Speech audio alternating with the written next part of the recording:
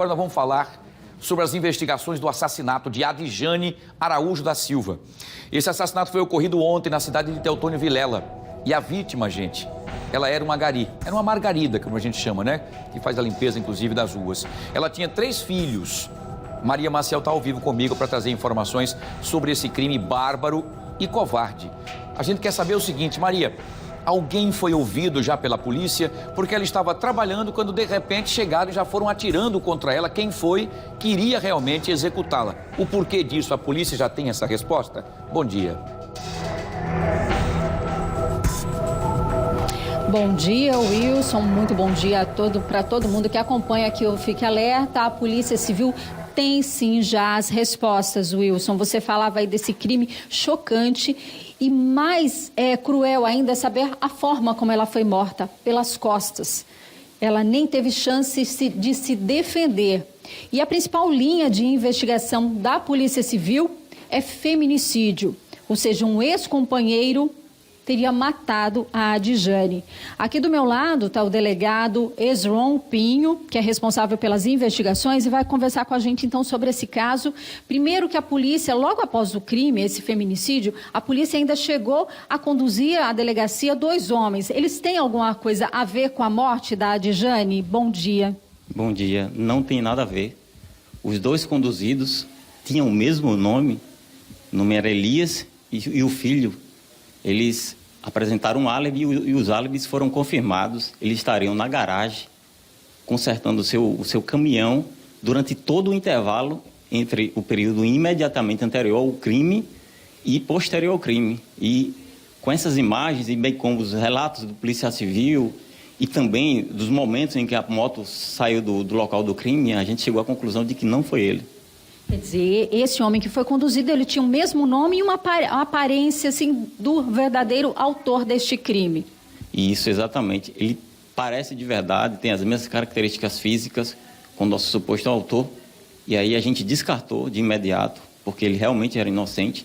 E todo o contexto me induziu não tinha elementos suficientes para deixá-lo preso. E aí a gente relaxou o flagrante lá e iniciou novas investigações.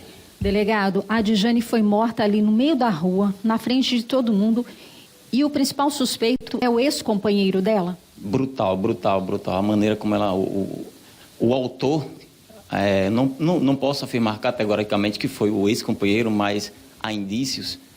O autor chegou por trás da vítima, deu um disparo na nuca da vítima, a vítima caiu e ele efetuou mais 2 disparos.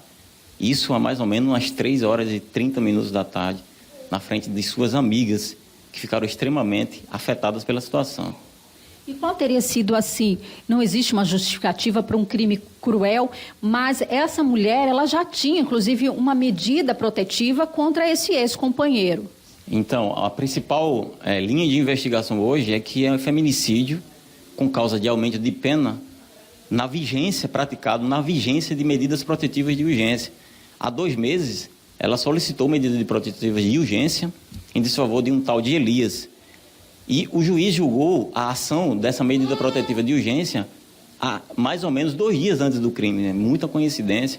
E aí, ela já estava em vigor essa medida protetiva e mesmo assim ele foi lá e praticou o feminicídio.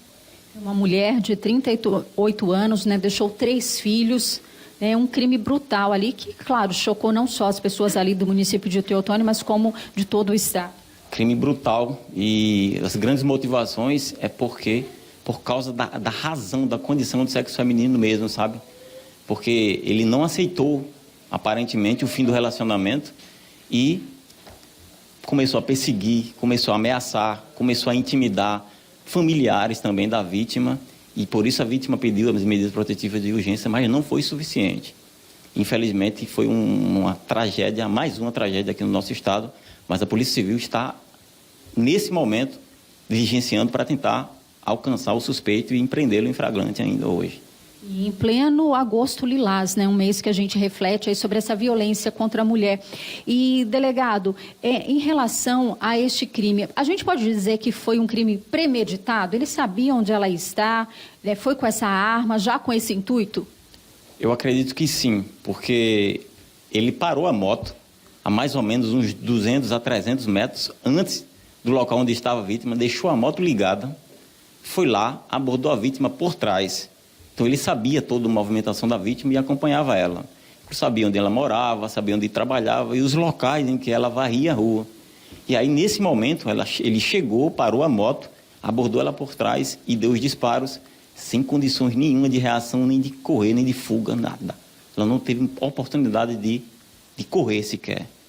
E imagens de câmeras ali da região flagraram esse momento? Tem imagens que possam identificar esse homem? Tem. Nós já estamos trabalhando com imagens e já mostramos as imagens para diversas testemunhas que já reconheceram o autor.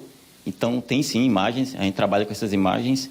Não tem imagem do efetivo momento, do momento do fato, mas tem imagem de todo o transcurso que ele fez e imagem de várias rodovias, e a gente pegou todas essas imagens e já confirmamos e estamos atrás dele. A ideia é que ele fugiu logo após cometer o crime. Isso, exatamente. A princípio, eu acredito que ele saiu da cena do crime, foi em direção à casa, pegou seus objetos e sumiu, aparentemente, na zona rural. Mas nós já estamos em diligência para alcançá-lo.